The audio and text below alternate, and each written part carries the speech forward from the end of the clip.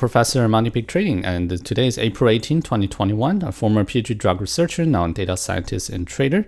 And today we're going to talk about the US weekly stock market breakdown, and then based on our AI model, the chance of the market pull back down in the next 2 weeks is as high as 70%. Also going to cover the earnings this week and Bitcoin and Dogecoin.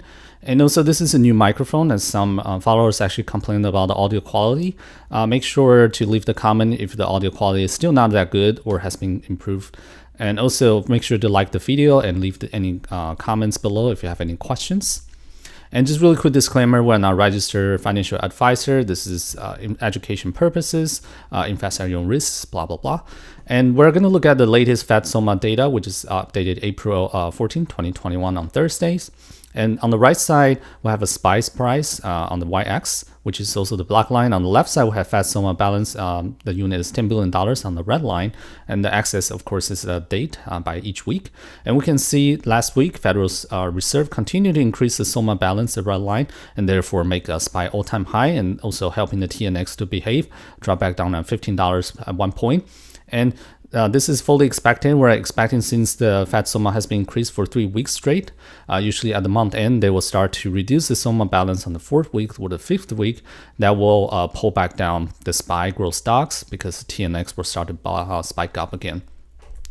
And however, we cannot rule out the possibility, like what we are seeing right now is like the end of October all the way to December, which has a crazy rally where Federal Reserve, even though had a decrease in the bank SOMA balance at the end of November, SPY actually continued to go up all the way into the year end until I think like December 27 or 28, something like that.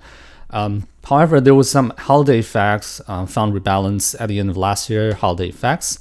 We're not expecting this to happen. Very likely, we're still going to see Fed SOMA reduce the balance and therefore pull back SPY and growth stocks. And this is a chart we're talking about. SPY basically literally don't have a lot of prominent seasonality like we're seeing in January, February, and March this year. This continued to go up in November all the way until the end of December. I think the other reason SPY and TNX has been doing so well, and especially TNX dropped back down to 15, is because of COVID-19. On the left side is the daily COVID-19 changes from Google, which is in the United States. And we can see, because of the vaccination program, the US COVID-19 has been well contained and back to the last summer level. However, on the right side is the daily changes for COVID-19 cases worldwide. You can see it's almost back to all-time high like we have seen in the early winter this year. So because of the COVID-19 getting worse, the bond market, I think the inflation might not be as bad as they expect. Reopening is delayed. So I think that's part of the reason the TNX has been behaving so well, and tech has a really strong rebound so far. However, we can see that SPY has been up for 13 straight days, finally had a pullback, holding the EMA support, and pushed back out for 2 more days. And usually on the daily chart, you're seeing this reverse hammer candle, which is kind of like a cross or like a T. And that usually means this ticker is pretty much kind of topping out. We can see, based on the Fibonacci extension, we still have about 420 on the upside for SPY. But very likely we're going to pull back down pretty soon into this 411.75, 407.8, and 400.8 EMA support. However, the other thing I want to mention is we have an Apple product day on Tuesday, several earnings next week. So usually the stocks a lot of them are pricing already, buy into the earnings, still based on good news. The other FANG names that probably are still not pricing are Facebook and Amazon at this point, based on our we also discussed in the previous videos, basically. So very likely we're still going to see SPY not going out much, a little choppy, probably holding the EMA support until Tuesday and Wednesday, Apple product day or Netflix earnings. Then we might start to see a little pullback. And after some good earnings, which are mostly pricing next week for FANG, I think that's very likely we're going to see the full-scale pullback starting next week.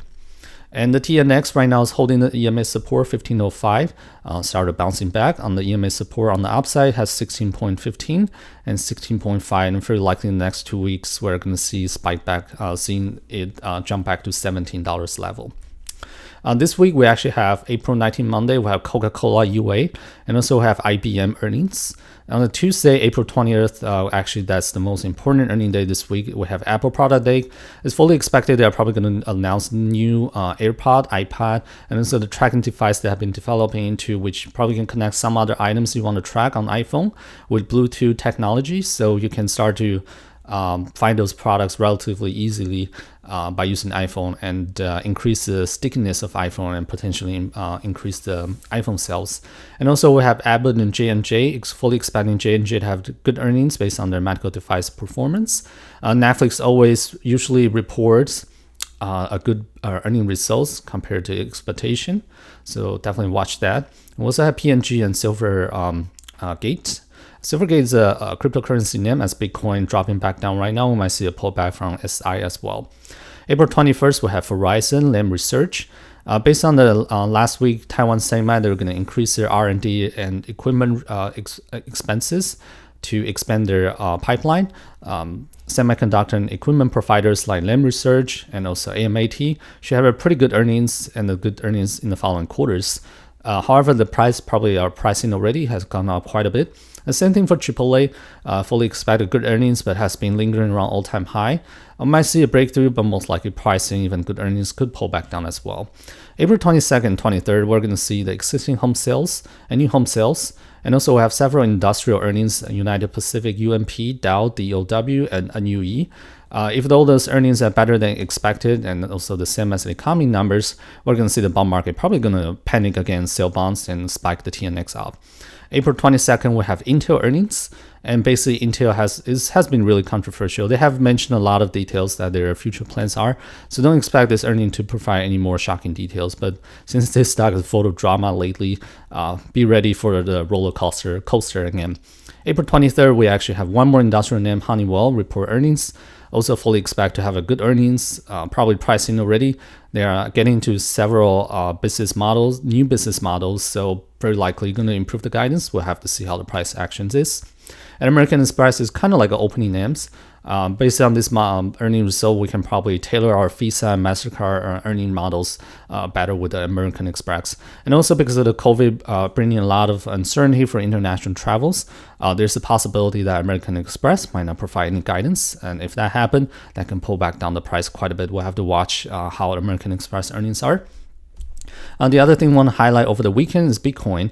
There was a tweet being tweeted out saying that U.S. Treasury plans to charge several financial institutes for money laundering using cryptocurrency. And upon that news being released, we're seeing a lot of Bitcoin, especially Ethereum, pull back really, really hard.